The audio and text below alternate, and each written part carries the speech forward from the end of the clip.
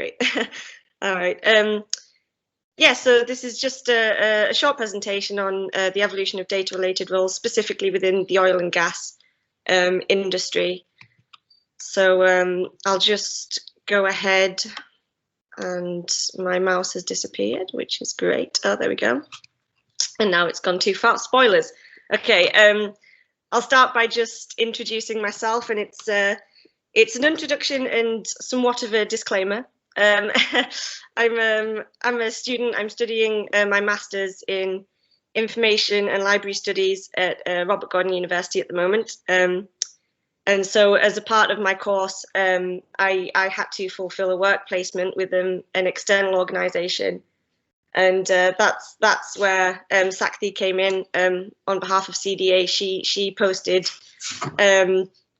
a call for a student to work with her on this project, which is investigating the evolution of data-related roles within the oil and gas industry. So I have a little bit of background working in data. I worked as a data analyst for Thomson Reuters for a few years. So on that basis, I saw the call that Sakthi put out, and I thought it said, data-related roles, and I thought, great, I am a data-related role. I know all about that. So I took the opportunity, and we started working together. But I had no prior knowledge or experience of the oil and gas industry at all. I understood that my kind of concept of data and my experience with data would be very different to the kind of data-related roles that we were looking at in the study. So the rationale behind conducting the study was to build on the business value case for data management, which was a study CDA commissioned in 2011, which highlighted the value of data and data management to working exploration and production companies. And we wanted to just see how or even if the trends within data-related roles have evolved in the last 10 years, since that study was published. So this study aims to provide insight into the changing needs of the industry's data capability, just by understanding trends in data-related job titles and data-related training requirements over the last 5 years.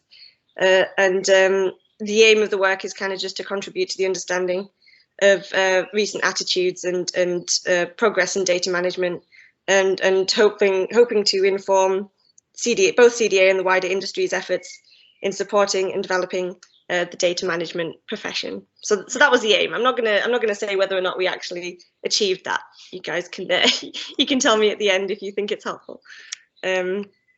Okay, so just to give ourselves context, when we started the study, I conducted a literature review, just going out to look at what was already out there. Had anyone done this kind of thing before? Which the overarching answer is no, not really. So when I was looking for literature, basically what I did was we limited the terms which I was searching with. So we searched with data and digital and information with job role, job title or training. And with these terms, I went to databases. I mean, my first port of call was One Petro for obvious reasons. And then when that didn't yield as many results as I expected, I went further, and I went to places like Emerald and EBSCOhost. And I really had to kind of draw a line in the sand with what I was searching with my search terms, because it was really tempting to just add little things in here and there to try and yield more results. But it got to the point where it was like, no, you know what, you're not getting any more, just stop. So some of the things that we did find, a good starting point is what you can see on the screen here. So that's the ONS statistics as to the growth in data, information and digital job titles. So you can see in this table here, there's a considerable, over the last 10 years, a considerable growth in data, a bit in information, and then a lot in digital, which I don't want to give any spoilers, but doesn't necessarily kind of gel with what we found in our study, but you'll find that out, a little teaser trailer for you there. And then another good starting point was the LinkedIn 2020 Emerging Jobs Report, which they did. They actually did worldwide. So overall, you could see the kind of top 20 most emerging jobs, but then they narrowed it down to regions as well. So I looked specifically at the UK, and this report found that in the UK, the role of data scientist was the 7th top emerging role of all roles, not just data roles, of all roles over last year across all industries. So, you know, it goes to show that there is a considerable growth there. Some other key texts that we worked with, the previously mentioned business value case for data management, which was the 2011 study. That demonstrated that data, you know, if managed effectively, can add significant value to a company's activities, and it argued that this value should be recognised through petroleum data management being acknowledged as a profession in its own right. Just a small note, interestingly, I don't think in our data we saw many petroleum data management. I'm trying to think. I don't think it was like a massively popular title. So yeah, that's something to think about. The UKCS Workforce Dynamics Review. This was a review that collected the data of around 34,000 roles within operator and supply chain communities, and that projected that by 2035, the landscape of the sector would be vastly different, completely different, with a demand for a new generation of industry professionals skilled in areas such as data science and engineering, data analytics and management, data systems, data governance, and data security. And that projected that this could potentially create up to 10,000 new jobs that don't exist today. OGUK's UKCS Data and Digital Maturity Survey found that of the organisations surveyed, there was roughly 60% of these organisations which had a digital transformation programme in place, but the majority of these programmes were less than 3 years old. So it goes to show that, you know, it is kind of a fairly recent revelation, and people are only just starting to kind of pick up a bit on it within this industry. So I'll go on just to speak about the methodology just a little bit. So the data that we used for the study comprised of secondary data only. So we didn't have a massive amount of control over the data itself. And these were provided in the form of data sets given to us by relevant professional societies and representative bodies. The data that we saw included job title, broad company type, and a date identifier, so that we could see, you know, the trends in which these job titles occurred. The organisations were identified through background knowledge of the industry. This was mostly SACFI because, like I said, I didn't have a massive understanding of the industry or who to approach. So SACFI said, you know, we can go to these guys and you know, SPDM. So we approached a number of organisations via email, you know, just trying to get some data from relevant membership bodies and such. And the respondents who actually supplied the data, the good eggs, were ESOM, SPDM, and OGUK. And the data that was provided to us was anonymised completely, so that, you know, I couldn't play about with it. I couldn't mess around with anyone's you know, anyone's data. I'll just skip there. So there were some considerations and some limitations in the study. As you can see on the screen, one of these was the kind of regional distribution. So it's largely UK roles. And yeah, so largely UK and mostly from Norway, and then there's some other kind of mostly European kind of contributions. Other considerations include that the OGUK IM forum didn't really exist until 2019, so that kind of affects, I think, the data a little bit in terms of the presence of data-related roles within the OGUK data. As I said in our search strategy, the job titles were limited to digital data and information, We did search for things like CDO and CIO, but I think there was one CDO in all of the data that we collected, so it didn't really come into play much. And another consideration is the fact that the subjects were self-identifying their job titles. So you might get a little fruity with how you identify your own job title. I know that I would, a little bit of self-promotion there. Another main consideration is that there was a potential overlap from ESOM and SPDM. There's a really good chance that many members of SPDM are also going to attend ESOM, and we didn't really, because of the anonymization, we didn't really have a way of kind of identifying if there were duplicates. We just kind of had to roll with the punches and accept that there's likely to be an overlap there. So if I just go to the findings, so this, you can see the kind of the sample population and how much we got from each organization. As you can see, we got the sample population is mostly OG UK, but then if you look at the population by year, there's not much coming from OG UK before 2017. This could be accounted for by there was a database migration in OG UK, so it appears as if there's like a massive surge in job titles, but it's more likely due to that. And another consideration as well, if I just backtrack a little bit, is that there was no ESOM in 2020 due to COVID-19, so we don't have any data from then for that. Yeah. Okay, so if we go to the findings of data-related roles, these are I've lost me. There you go.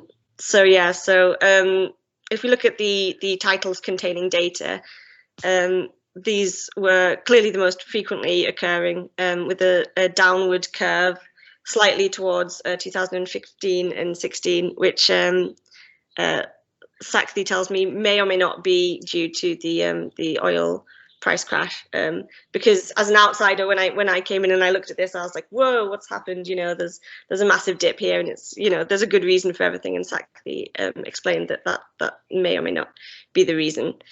But yeah, so if we look at the count of job titles, data manager is clearly the most popular. But then all of the kind of top data-related job titles, kind of versions of this. So you've got data manager, project data manager, data management consultant, and you wonder, could any of these kind of be consolidated? Are these genuinely different roles, or are they pretty similar? But as you can see in the titles containing data chart, it's still going strong. Data is still obviously incredibly popular in terms of job title. So if we just go to, I suspect that my laptop is not responding, and it's gonna, there we go. Okay. So if we look at information related roles, I mean, if you look at the count of the job title, there's significantly less than for information than there is for data. But it follows that similar curve where it comes down in 2015 and then it goes back up in 2017, 18, and then the contribution from OG UK, it does gain in popularity quite considerably. But also you can see for OG UK, there's no information related roles before 2017, which I was pretty shocked about. I guess you just expect, perhaps it's just inexperience, but you would expect that there would be something before that date. I mean, yes, the database migration is something to take into account, and the proportions and the distribution of the data will affect that. But you would have thought that there would have been some information related roles, even in the smaller data. But yeah, so that's and the roles do pick up again though, when it comes up to 2018, 2019, and peaks in 2020. which is a shame that we don't have ESOM contributing as well, because it would be interesting to see if that was reflected in that data set as well. And then, yes, so information manager is once again the kind of most popular role with this term. And then if we go to digital roles, this is kind of the underdog, the lesser used. As you can see from the chart, there's absolutely no digital roles in any of the data sets before 2017, which once again I found pretty shocking. It was you just expect that there would be some digital roles. You know, it's not an entirely new phenomenon, is it? But this does support the kind of idea that the oil and gas industry are in this kind of digital transition. You know, it's fairly recent, and it is transitory, and it's happening. And it does. There is a rise in popularity in 2017, 18, 19. You know, it does go up. But then, if we look at the job titles here, this is kind of an example where we can chalk this up to duplicates. I mean, President, digital transformation, two job titles. What are the chances that there's going to be two different people with that same specific job title?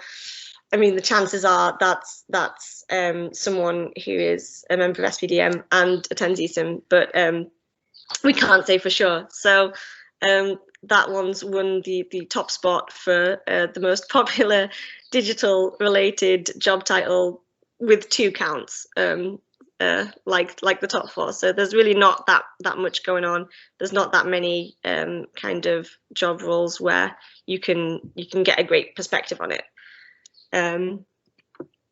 So I'll go on to just the findings in general. So as you can see in the graph gives us an indication of the distribution of terms within all the data related roles. So, you know, clearly, as you can see, it's mostly dark gray, it's mostly data, but then digital and information, digital creeps in, and information has that little kind of curve where it starts picking up again. And then if you compare OG UK and ESOM, you can see that OG UK is much more kind of digital heavy from 2017 onwards, obviously, because there was nothing before 2017 at all. But yeah, so it's got that a much higher proportion of digital roles than, for example, if we look at ESOM, there's kind of like just a little bit. So it would be interesting to see how this same chart would look in a few years' time. It's ridiculous to say, but I found myself getting frustrated as I'm looking at the data, because I'm like, I want to know how this plays out. I want to know if this curve is going to keep on going, and we're going to see more digital roles and more information related roles rather than just data. But it would be interesting to look again at that in the future and to revisit it. So other future recommendations is that, you know, this analysis could be taken and applied to individual countries. Obviously, in this data set, it was pejoratively UK based, but it would be interesting to see if it's the same, you know, kind of worldwide, or whether that's individual to the regions that we looked at. Yeah, a qualitative analysis of the job titles as well. It's not something that we really went into, but as I discussed just there, it would be good to kind of look at these job titles and kind of consider if there is any overlap, or if they can be consolidated, or if there's any significance in the terms that are being paired with digital or data or information, and the significance in this. Not forcing anyone's hand, of course, but SPDM could always analyse its own population. You could look at the kind of job roles that you've got year by year and see how that chalks up. And I think another recommendation would be to analyse the impact of COVID-19 on data-related roles as a whole, because obviously the pandemic massively affected how people worked. And it would be interesting to see if this did have an impact, and if there was a massive surge in data-related roles or information-related roles or you know, digital roles. And then another option is, you know, to scale up the study to include more varied disciplines across the industry. So yeah, just to kind of include more and then get a larger data set with more disciplines. It would be interesting to see. And that's it. That's the whole dog and pony show, really. If anyone has any questions that they like to ask, please do. Please jump on in, and I'm happy to answer them. And thank you very much for listening so far. Thanks so much, Chloe. Usually it takes people a while to type in their questions, so I'm going to exploit my position and jump in first. And I think your point about this being something that we should actually be doing is really good, because as you've recognised, and as we've all experienced at some point or another, this data was created by someone else for their purpose, and you're just trying to make it work for this purpose, and that's really, really hard. And I'm thinking about, well, all the different ways that I describe my job, it's totally contextual. I absolutely decide when I am meeting to meeting. Yeah. To suit that. So, I mean, this is a wider question for our membership as well. Is this something they would like us to pursue? So people can sort of mull over that. You mentioned your previous career path, and I'm always interested to understand, what do people make of us? You know, when somebody's coming in from another perspective, what do we look like from the outside? Because I have no idea. So can you tell us a little bit about what you've learned about us as a people? I think it's really strange, because when I started working with M.Sc, I realized I had all these preconceptions about the oil and gas industry and about data related roles that I didn't even realize that I had. So I found it kind of really intimidating coming into it, because I was kind of sitting in on meetings where people are using acronyms that I've never even heard of, and I'm kind of frantically Googling stuff and panicking. And so yeah, it was quite intimidating, but it's interesting because I think when you boil it down, it is quite digestible. It's something that you can understand, which is another thing that kind of blew my mind when I was trying to do the literature review. And I was like, if I can understand this concept, then why isn't there more out there about it? There seems to be all this literature acknowledging that the oil and gas industry are, behind, or the kind of lagging in the uptake of data related roles. There's loads of papers and studies saying that, but then there's not the studies there saying, okay, let's look closer and analyze just how much these roles have changed over the past few years. So yeah, that was interesting, and a bit of a curveball as well. I went into it expecting that there was going to be like piles and piles of literature, and I'd go to M.Sc and she'd be like, oh, it's already all there, we don't even need to do this. But it wasn't, that's not the case, which was, yeah, interesting. Well, that ties in really nicely with Lewis's question, where he's asking, do you think actual roles have changed, or is it just that companies have changed names of roles? Yeah, I think that, yeah, pretty much. I think the second one. I think that like I said, people are just getting kind of a little bit fruitier with how they identify these job titles, and I think there is kind of a trend of making job titles seem a lot more exciting and exotic than perhaps they actually are. Not to disregard how exciting data related roles are, but yeah, I think there is a bit of a trend in that. I just noticed that Lewis had also mentioned another question. He's known as a geoscience technologist, and that's the naming of roles. Is that when I've been in the industry a long time, and to make ourselves seem to show how important our role is, and it is a very important role in the industry, to make ourselves make serious to the management. I actually managed to change the role to technologist. because it encompasses a lot more. Therefore, when you're doing the analysis of your roles of data manager or petroleum data manager or information manager, there's maybe like say there's areas that you might be missing because then the role is called a technologist. Mm-hmm. So it might be something to consider in the next round of review. That's all I'm thinking. There's quite a few questions. I'll leave you.